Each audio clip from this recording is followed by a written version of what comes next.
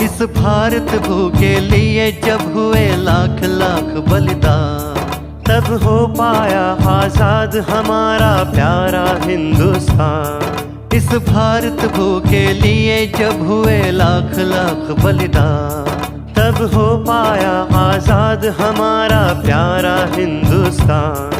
उन लाख शहीदों में था शामिल भगत सिंह का नाम। उन लाख शहीदों में था शामिल भगत सिंह का नाम। होठों पे जिसके था यही गाना सुबह हो या शाम। वंदे वंदे मातरम, वंदे वंदे मातरम, वंदे वंदे मातरम, वंदे वंदे मातरम।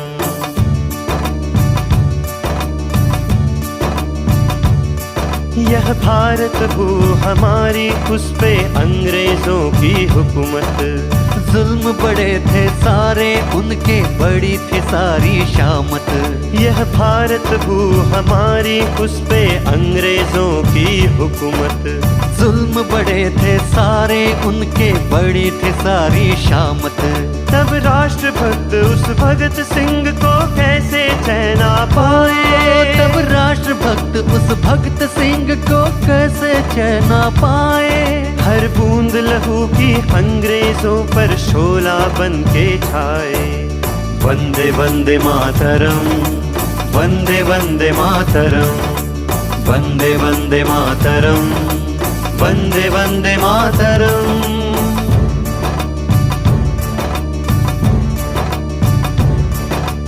आहट सुन के अंग्रेजों ने खोज की तब उनकी शुरू। आहट सुन के अंग्रेजों ने खोज की तब उनकी शुरू। पकड़ गए तब भगत सिंह सह सुखदेव और राजगुरु। पकड़ गए तब भगत सिंह सह सुखदेव और राजगुरु। मातृभूमि के इन सुपुतों को दुश्मन करते ही फांसी। मातृभूमि के इन सुपुतों को दुश्मन करते ही फांसी। रह गए लड़कर देश के लिए, हंसते हंसते चढ़े सूली। हंसते हंसते चढ़े सूली, हंसते हंसते चढ़े सूली, हंसते हंसते चढ़े सूली। वंदे वंदे मातरम, वंदे वंदे मातरम, वंदे वंदे मातरम, वंदे वंदे मातरम, वंदे वंदे मातरम, वंदे वंदे मातरम, वंदे वंदे मातरम, वंदे वंदे मातरम।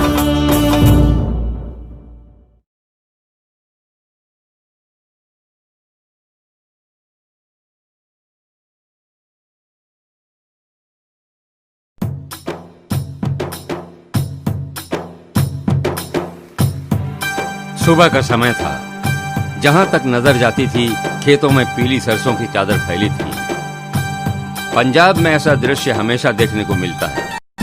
खेतों में मजदूर काम में लगे थे। सब जल्दी जल्दी काम पूरा कर रहे थे। सरदार अर्जुन सिंह एक पेड़ के नीचे आराम से खाट पर बैठे थे। पानी की कलकल सब ओर व्याप्त थी।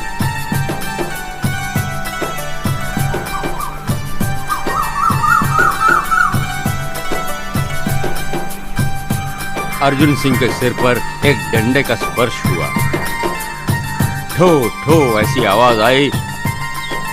आह की आवाज कर सरदार चारपाई पर गिर पड़े।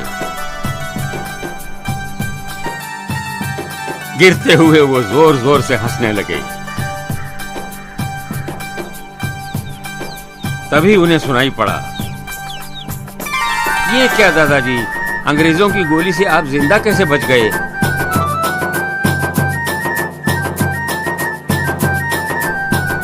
अर्जुन सिंह ने अपनी हंसी रोकी और छोटे भगत को अपने पास बुलाया।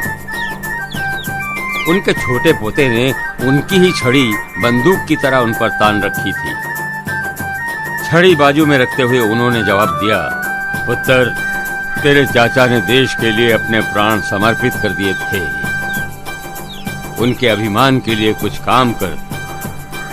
छोटे भगत ने कहा, हाँ दादाजी, मैं अंग्रेजों को इस देश से निकाल भगाऊंगा। सरदार कौतुक के साथ हंस दिए और बोले, चलो अब घर चलकर नाश्ता करेंगे। इधर शाम हो गई थी। विद्यावती ने लालटेन जलाई। लालटेन लेकर वो दरवाजे पर आई। दूर तक देखते हुए वो स्वयं बोली, दादाजी अभी तक क्यों नहीं आए? भगत ने उन्हें जरूर परेशान किया होगा। फिर उन्हें दूर से आते हुए दो शक्लें दिखाई दी। छोटा भगत दौड़ता हुआ आगे आया और बोला, माँ, कितनी अच्छी सुगंध आ रही है। आज तुमने खाने को क्या बनाया है? विद्यावती ने कहा, तेरी पसंद की मक्के की रोटी और सरसों का साग। पर खाने के लिए हाथ पैर धोकर आ जा। जा।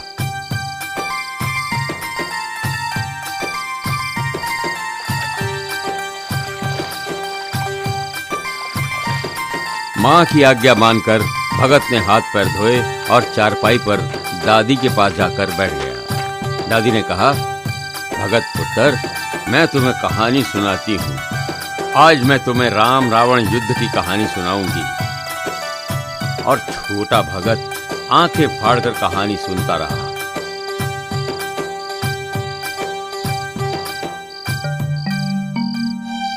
आखिर में रात को कहानी पूरी हुई। दादी ने बताया कि इस तरह राम ने रावण का वध कर सामान्य जनता को उसके अत्याचारों से मुक्त किया। अच्छा, अब सो जा, कल सुबह खेत में जल्दी जाना है ना।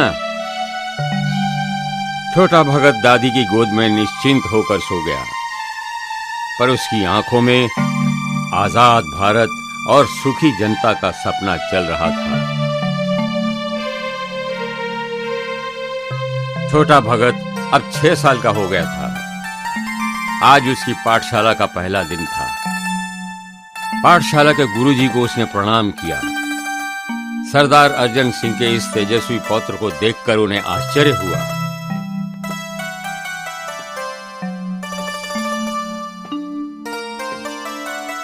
गुरुजी के पास भगत को सौंपकर सरदार अर्जन सिंह संतुष्ट होकर घर चले गए।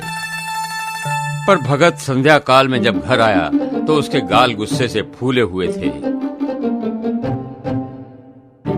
उसने दादाजी से कहा, दादाजी, मैं अब पाठशाला में नहीं जाऊंगा। दादाजी ने पूछा,